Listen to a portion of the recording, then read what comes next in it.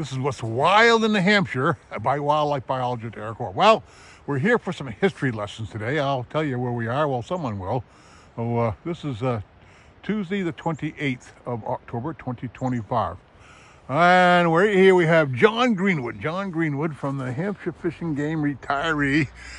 He knows a little bit about where we're standing. John, where are we at? And tell me about how it happened that this is now a state park, state forest. So start with where we are and a little bit about what we're looking at right here. Well, this is the what we call the salmon pool, the biggest one on the river, Which river? the Pemigewasset River. Okay. And salmon originally came up here when there was no dams, Up the Merrimack. up the Merrimack into the Pemigewasset, and they would hold here in this big adult holding pool until the water temperatures were favorable for them to traverse the rest of the rapids above here and go all the way up into the Pemigewasset as far as Woodstock and the whole range of the East Branch of the Pemigewasset. But this is a very notable historical site that we captured back during a time where there was a program to acquire critical lands. And I put a proposal here to preserve this site. How'd it come about? I hadn't just heard this story. Well, The short version. The initial part was finding out who owned it.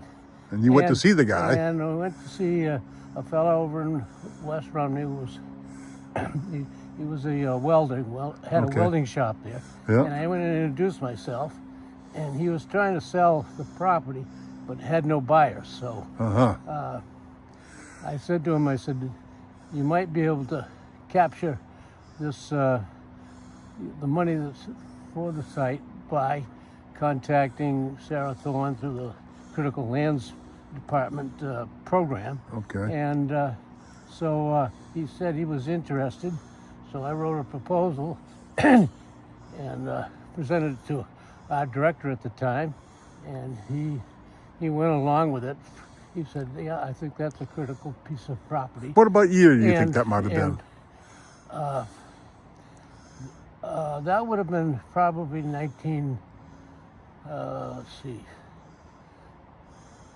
probably been in the mid 80s, I Okay, would think, all right. when that program popped up. But Okay, it's like the L chip. yeah. And the reason what we were interested in also was that the first hatchery in the state, it was called a hatch house. It became the Plymouth Hatchery later. And this site was chosen for its water conditions to build a hatchery to raise young salmon for restocking the river after All right, so we'll talk about the hatchery down the river. after the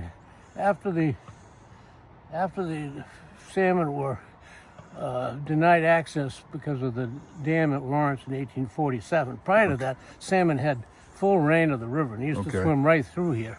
But this was the first restoration attempt between Massachusetts and New Hampshire to rebuild this hatchery, produce the young fish, try to restock the river to see if we could get the fish coming back. And what year was that? That was in 19... No, there was an effort in the 1800s In to start 1800s, it was, I think in 1874, the commissioners from New Hampshire and Massachusetts designed a plan to do this. And at first, the first key was to find a site where they could build a hatchery, incubate so this the was salmon. part of that then. And so they came up here at an investigation and found this spring. There's a spring out back here that fed the hatchery and had very good low temperatures to do this. And so this was the site that they first started to... So in the 1800s? In the 1870s and 1880s until the fishways prohibited the fish from ever coming back. But that was the first restoration attempt. Okay. Yep. All right. And Was it successful at all? yeah, I mean they had hundreds of fish that were passing through Lawrence and Lowell and the locks to come up to the river to get here. Yep. But at the end, I guess it was pretty much the failure to put a fishway in at Sewell Falls in Concord, Okay. and then the destruction of the dam at Lawrence.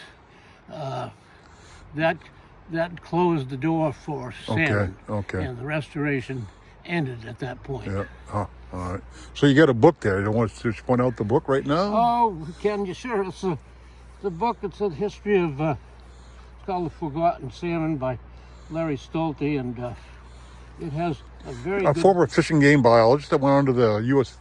Fish and Wildlife Service for a number of years as well. Yes, and We know Larry. Larry, he got commissioned to write the book, Yep. which he had access to all the archives down in Boston. Which Ah. you have lots Awesome of book. Lots of had all the pictures of the hatchery buildings, what took place, the year, all about egg procurement from Maine and Canada to get to procurement for this particular project. Yep. Right here at Livermore Falls. Yep. Livermore Falls. This is Livermore Falls State Forest, I think it is. State Park now. State Park. Yeah. All right. Yeah, it's a state park. Thanks to John. John did this. Yes, you did. Well, you didn't do it all, but you set the wheels in motion to make it happen, John. I You was in did. the right spot at the right time to talk This to is people really to get it. This is really the John Greenwood State Park. That should be. Yeah, he made this happen. He worked a long time on the Merrimack River. All right, we got some history here. We're going to walk down to the hatchery site and do a little talk there. So we'll be right back.